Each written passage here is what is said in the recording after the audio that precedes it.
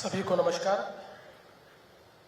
मंच पर आसीन वर्ल्ड हिंदू इकोनॉमिक फोरम के फाउंडर स्वामी विज्ञानंद जी, भारत के विश्वविख्यात उद्यमी JSW ग्रुप के चेयरमैन सज्जन जिंदल जी, वर्ल्ड हिंदू इकोनॉमिक फोरम 2025 के ऑर्गेनाइजिंग कमेटी के चेयरमैन भाई राजेश शर्मा जी, शैलेश त्रिवेदी जी, मंच पर उपस्थित और इस सभागार में उपस्थित सभी महानुभाव, बहनों और भाइयों, मुझे बहुत खुशी है कि आज फिर एक बार मैं annual world Hindu economic forum की कॉन्फ्रेंस में उपस्थित हूँ।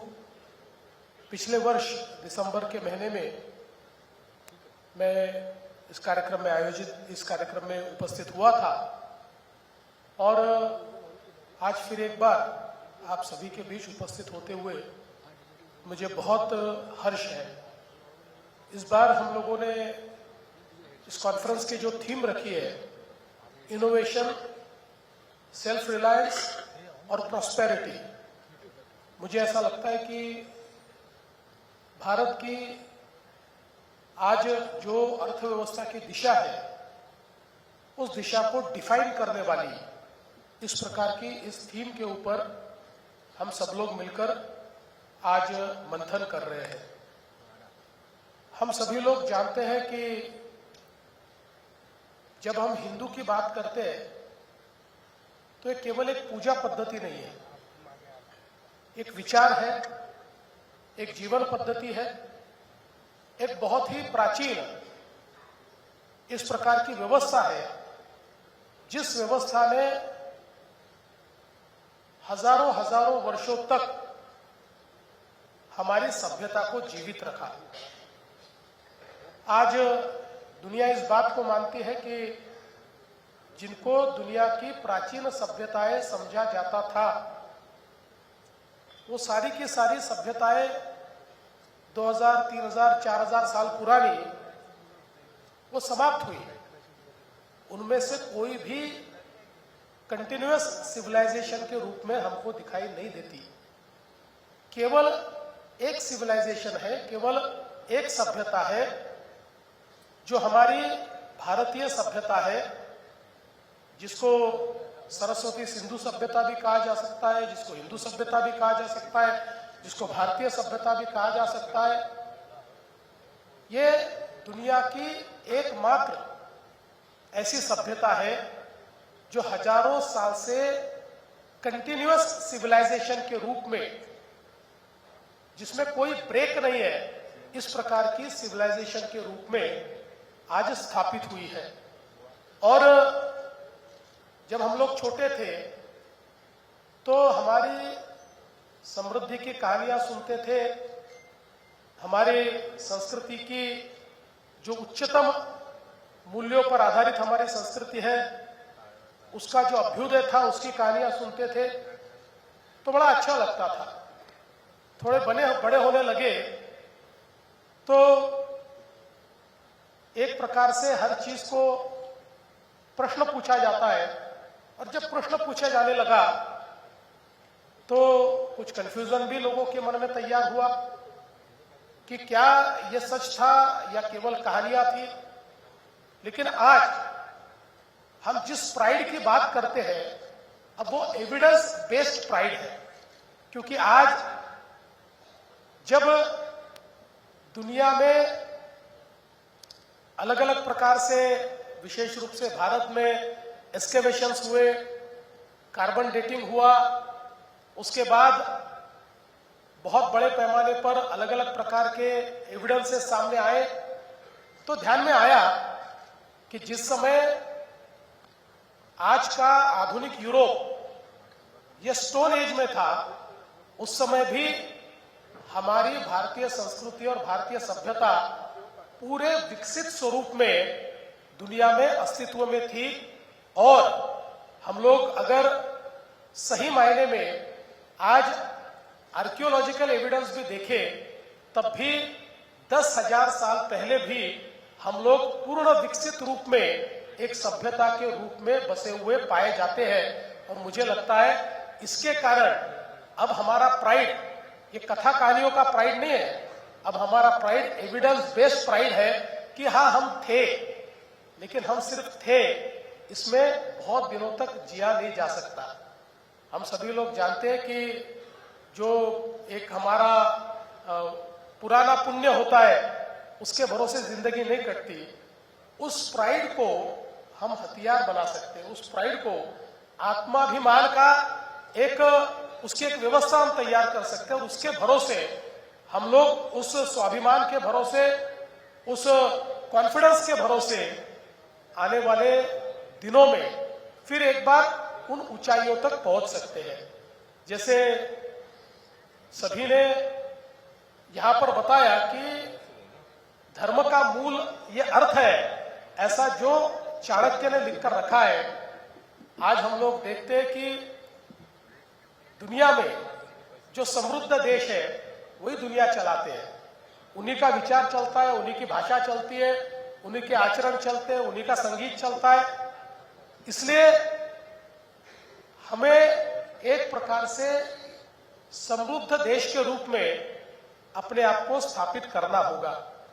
और जैसा आज की थीम में इनोवेशन की बात होती है, तो हम लोग तो इनोवेटर्स ही हैं, क्योंकि वैदिक काल से अगर हम लोग हमारे विचारों को देखें तो हमारे सारे विचारों में इनोवेशन हमको दिखाई पड़ता है।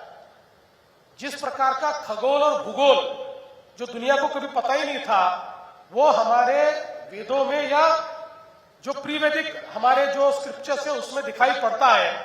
वो शायद आज के जमाने में उस प्रकार के खगोल को खंगालने के लिए, उस प्रकार के खगोल का उपयोग करने के लिए सुपर कंप्यूटर को उपयोग में लाना पड़ता है। लेकिन बिना सुपर कंप्यूटर के हमारे उस समय के संशोधकों ने, इनोवेटर्स ने उस चीज को एक प्रकार से समझा था, उसके साइंस को समझा था और उस माध्यम से हमारे पूरे विचारों को डेवलप करने का काम किया था।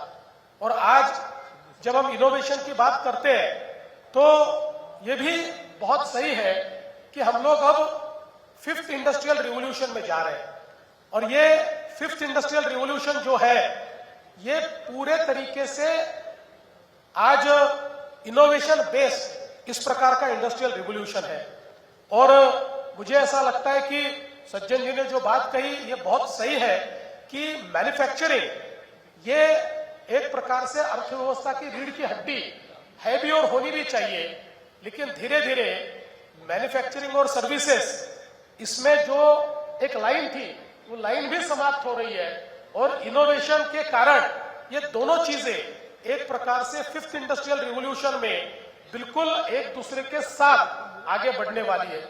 और विशेष रूप से 4th इंडस्ट्रियल रिवॉल्यूशन को हमने एक तरीके से कैच करने की कोशिश की, लेकिन फिर भी हम लोग उसमें उतने तत्परता के साथ उसको कैच नहीं कर पाए। लेकिन मैं ऐसा मानता हूं कि जो 5th इंडस्ट्रियल रिवॉल्यूशन है उसको पूरे तरीके से लीड करने की ताकत ये भारत में है, ये हमारे इनोवेटर्स में, ये हमारी अर्थव्यवस्था में है। और विशेष रूप से आज जब डेटा और एआई ये पूरे तरीके से हर क्षेत्र को डिसरप्ट कर रहा है। आज अर्थव्यवस्था के तीनों क्षेत्र जो है, चाहे वो एग्रीकल्चर हो, चाहे मैन्युफैक्चरिंग हो या सर्विसेज हो, इन तीनों क्षेत्रों को जिस प्रकार से डेटा और एआई डिसरप्ट कर रहा है, मुझे ऐसा लगता है कि उसमें एक बहुत बड़ा मौका ये भारत को आज है। अभी अभी एआई टूर पर जब सत्या नडेला आए थे मुंबई में, तो उस समय सत्या नडेला जी ने जो हमारे सामने प्रेजेंटेशन किया उसमें उन्होंने कहा कि 2030 में गिटहब पर सबसे बड़ी डेवलपर कम्युनिटी भारतीय होगी, उसमें चाइना चौथी होगी, भारत की जो डेवलपर कम्युनिटी है वो पहले नंबर पर होगी। और हम एक प्रकार से ये जो एआई डेवलपर्स इकोनॉमी है उसको पूरे तरीके से डोमिनेट कर सकते हैं। आज भी गिटहब पर जो दुनिया का सबसे बड़ा प्लेटफॉर्म है, इस पर आज भी सबसे बड़ी कम्युनिटी के रूप में भारत उभर रहा है। और मुझे ऐसा लगता है कि ये जो डिसरप्शन आज एआई के कारण आने वाला है, जिससे एफिशिएंसी बढ़ने वाली है, जिससे बहुत बड़े पैमाने पर हम लोग कह सकते हैं कि नेचर ऑफ बिजनेस ये बदलने वाला है। ये आज का इनोवेशन है और इस इनोवेशन में अगर हम भारतीय जिस प्रकार से हमने सिलिकॉन वैली को डोमिनेट किया, उसी प्रकार से अगर हम लोग अब इस इनोवेशन को डोमिनेट करेंगे तो मुझे ऐसा लगता है कि आने वाले दिनों में निश्चित रूप से, चाहे वो मैन्युफैक्चरिंग का क्षेत्र हो, चाहे वो एग्रीकल्चर का क्षेत्र हो, चाहे वो सर्विसेज का क्षेत्र हो, सारे क्षेत्रों में एक बड़ा इंपैक्ट हम लोग भारतीय कर पाएंगे, ऐसा मेरा पूरा विश्वास है। और जहां तक हमारी दूसरी थीम है सेल्फ रिलायंस की, वो भी बहुत महत्वपूर्ण है। देखिए, हम लोग एक समय था कि स्वदेशी की बात करते थे और स्वदेशी महत्वपूर्ण ही है। स्वदेशी के सिवाय कोई देश ये आगे नहीं बढ़ सकता और भारत जैसा देश जिसको दुनिया मार्केट के रूप में देखती है, उस देश को 140 करोड़ लोगों के देश को अगर हम आत्मनिर्भर नहीं बना पाए तो मुझे ऐसा लगता है कि इससे बड़ी कोई भूल नहीं होगी। इसीलिए हमारे प्रधानमंत्री जी ने आत्मनिर्भर भारत का जो एक रास्ता चुना है, इस रास्ते में स्वदेशी की परिभाषा ये आज क्या है, तो हमारे देश में जो बनता है, कौन बना रहा है, ये अगले स्टेप में देखेंगे। पहले स्टेप में हमने ये देखना है हमारे देश में जो बनता है वो स्वदेशी है, क्योंकि इस देश में पैसा लग रहा है, इस देश में रोजगार निर्माण हो रहा है, इस देश के लिए तैयार हो रहा है। तो मेक इन इंडिया भी और मेक फॉर वर्ल्ड भी, जो भी इंडिया में तैयार होता है, भारत में तैयार होता है, वो आत्मनिर्भर भारत की मैं ऐसा मानता हूं कि एक प्रकार से उसकी परिकल्पना में वो हमारे लिए बहुत महत्वपूर्ण है। इसकी अगली स्टेप निश्चित रूप से यह होगी कि भारतीय कंपनियां ही इन सारी चीजों को तैयार करें। हम अगर चाइना की हिस्ट्री को देखें तो चाइना कोई अचानक आगे नहीं बढ़ा। हम चाइना जैसा नहीं कर सकते, लेकिन फिर भी कुछ चीजें तो हमको ध्यान में लेनी पड़ेगी। चाइना ने मूल रूप से, हम लोग जानते हैं कि जो टेक्नोलॉजी है ये सारी की सारी जापान से आई है। मेजर टेक्नोलॉजी जापान से आई और जापान से आई हुई टेक्नोलॉजी को जिस प्रकार से उन्होंने रिवर्स इंजीनियरिंग में परिवर्तित कर दिया, खैर हम लोग उस प्रकार के लोग है भी नहीं, लेकिन मुझे ऐसा लगता है कि आज उन्होंने जिस भी तरीके से हो, क्योंकि मैं जापान ज्यादा जाता हूं, जापान से वहां पर मेरे संबंध भी अच्छे हैं, तो हमेशा वहां पर इस बात का उनकी सारी बड़ी कंपनियों को दुख होता है कि हम लोगों ने सबसे ज्यादा इन्वेस्टमेंट ये चाइना में किया और हमारी टेक्नोलॉजी को कॉपी करके अब चाइनीज लोगों की कंपनियां हमसे आगे बढ़ गई और हम लोग पीछे रह गए। इस प्रकार का मलाल ये जापानीज कंपनियों में मुझे हमेशा दिखाई पड़ता है। लेकिन मैं ऐसा मानता हूं कि टेक्नोलॉजी जब आती है तो भारत में तो इस प्रकार के हमारे इनोवेटिव माइंड्स है कि जिनको कॉपी करने की जरूरत नहीं है। टेक्नोलॉजी को समझकर हम लोग बहुत अच्छे तरीके से आज भारत में जो हमारी आत्मनिर्भरता है, उस आत्मनिर्भरता की ओर बड़े पैमाने पर जा सकते हैं। और इसलिए मुझे लगता है कि आज जिस भी प्रकार से टेक्नोलॉजी आती है उसका स्वागत हमने करना चाहिए। और विशेष रूप से एक बात अच्छी है कि जब से हमारे प्रधानमंत्री जी ने टेक्नोलॉजी लाते समय टेक्नोलॉजी ट्रांसफर की भी कई शर्तें रखी हुई है, तो कई क्षेत्रों में आज जो हमें इनोवेशन दिखाई पड़ता है या आत्मनिर्भरता दिखाई पड़ती है, विशेष रूप से सज्जन जी ने जिसकी बात की, हमारा डिफेंस का क्षेत्र, इसमें भी टेक्नोलॉजी ट्रांसफर के कारण मुझे ऐसा लगता है एक बेस हमको मिला और उस बेस के ऊपर हमारे भारतीय इनोवेटर्स ने जिस प्रकार से चीजें बनानी शुरू की, आज दुनिया को यह आश्चर्य लगता है जिस प्रकार की टेक्नोलॉजीज को हम तैयार कर रहे हैं। तो भारत में यह ताकत हमारे पास है, हम लोग इस चीज को जानते हैं और इस चीज को करने का हम लोग प्रयास भी करते हैं। और आने वाले दिनों में एक और बहुत अच्छी बात है कि भारत एक ऐसा देश है कि जिस देश पर सबका विश्वास है। आज चीन ने तरक्की बहुत की है और मुझे ऐसा लगता है कि जिस प्रकार से उन्होंने अपने देश की अर्थव्यवस्था को मजबूत किया है, ये दुनिया के सामने एक उदाहरण है। लेकिन फिर भी दुनिया का चीन पर विश्वास कम है। चीन की जो एक प्रकार से एक्सपेंशन करने की आदत है, चीन की जिस प्रकार से अलग अलग देशों को फाइनेंस करके फिर उनकी अर्थव्यवस्था पर कब्जा करने की जो एक चीन की व्यवस्था है, इस व्यवस्था के कारण चीन के ऊपर अब थोड़ा विश्वास कम है। और मैं ऐसा मानता हूं कि हमारा सबसे बड़ा एडवांटेज आज क्या है। हमारा एडवांटेज ये है कि हमारे देश के नेतृत्व पर और हमारी संस्कृति पर दुनिया का विश्वास है। दुनिया को पता है कि कोई एग्जिस्टेंस वाले लोग हैं, ये जो लोग हैं ये वसुधैव कुटुंबकम वाले लोग हैं, ये सर्वैरपि सुखिनः सन्तु वाले लोग हैं।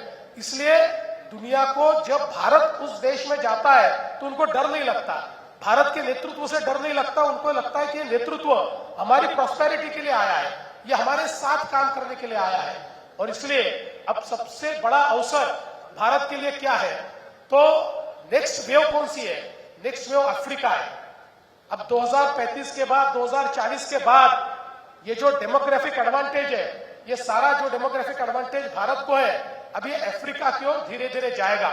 और ये जो नेक्स्ट वेव है अफ्रीका की, उस समय अफ्रीका के साथ जो को क्रिएट करेगा, जो को डेवलप करेगा, जो को मैन्युफैक्चर करेगा, वही दुनिया की अर्थव्यवस्था को एक प्रकार से संचालित करने का काम करेगा। और मुझे इस बात की खुशी है कि भारत के और कई अफ्रीकन देशों के बहुत पुराने रिश्ते रहे। आज अफ्रीकन कंट्रीज के लोग जब हमको भी मिलने आते हैं, उनके जो राजनेता मिलने आते हैं, भारत के प्रति उनके मन में एक बहुत बड़ी संवेदना है। उनको लगता है कि हमारे लोग हैं। और विशेष रूप से हमारे प्रधानमंत्री श्री नरेंद्र मोदी जी ने जिस प्रकार से अफ्रीका के साथ संबंध तैयार किए हैं, अफ्रीकन कंट्रीज आज नरेंद्र मोदी जी को अपना नेता मानती है।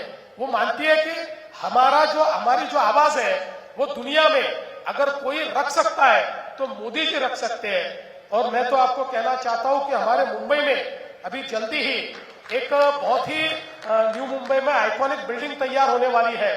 54 फ्लोर की बिल्डिंग है। हर एक फ्लोर पर एक अफ्रीकन कंट्री होगी।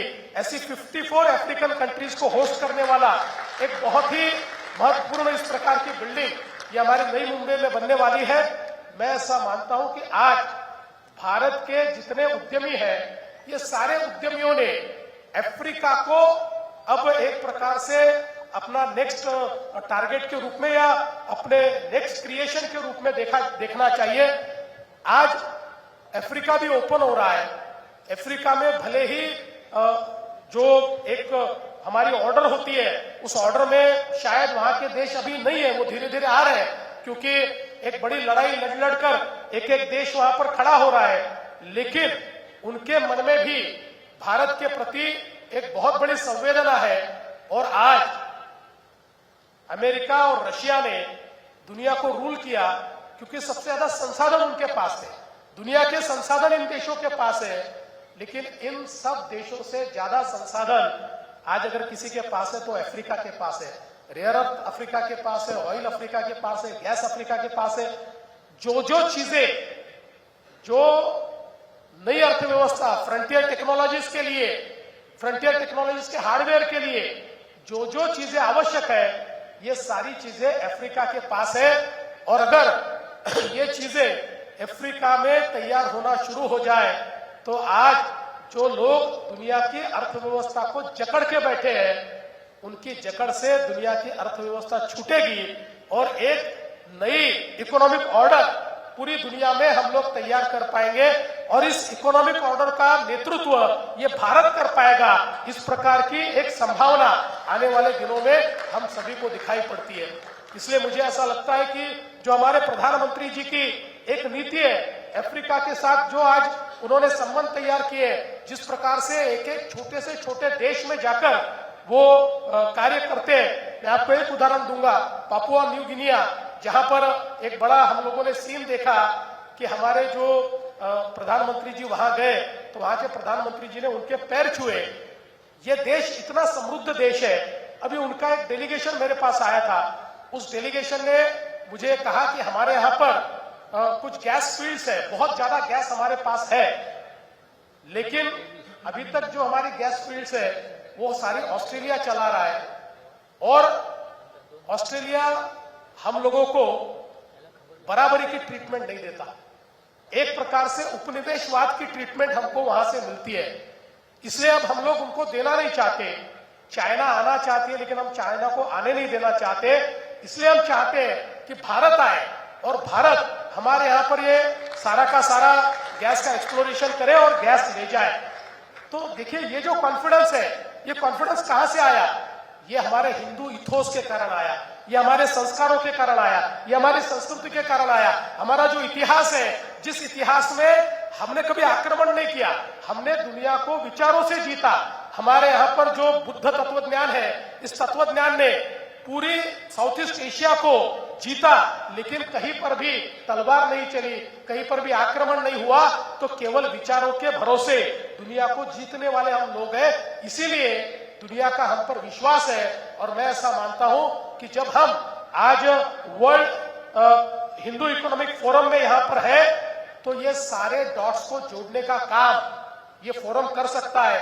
ये सारे डॉट्स को जोड़कर हम लोग, इतना बड़ा हमारा बृहद समाज है, इतने बड़े हमारे डायस्पोरा के लोग हैं, इतने बड़े बड़े पैमाने पर अलग अलग क्षेत्र में लोग काम कर रहे हैं। और हमारे यहाँ आज सज्जन जी जैसे लोग हैं कि जिन्होंने केवल भारत में तो एक वैश्विक उद्यमी के रूप में आज एक अपनी जगह बनाई है। इन सबको अगर हम जोड़ने का काम करें तो मुझे ऐसा लगता है कि जो प्रॉस्पेरिटी की हम लोग बात करते हैं, दुनिया में या दुनिया के ट्रेड में 20% तक पहुंचने का जो हमारा सपना है, उस सपने को हम निश्चित रूप से पूरा कर सकते हैं। और मैं ऐसा मानता हूं उसके लिए विचारों की प्रतिबद्धता, हमारे जो वैश्विक मूल्य है, वो हमारे वैश्विक मूल्य, हमारे हिंदू मूल्य, इन मूल्यों का संवर्धन करते हुए जब हम लोग आगे बढ़ेंगे तो मेरा विश्वास है हमें कोई रोक नहीं सकता। मैं आज के इस मौके पर हमारे वर्ल्ड हिंदू इकोनॉमिक फोरम का बहुत बहुत धन्यवाद करता हूं। इसी प्रकार से आप ये सारा कार्य करते रहे, डॉट्स को जोड़ते रहे, और जब तक हमारा भारत फिर विश्व गुरु के स्थान पर नहीं पहुंचता, तब तक हम लोग शांत नहीं बैठेंगे। इस संकल्प के साथ बहुत बहुत धन्यवाद। जय हिंद, जय महाराष्ट्र।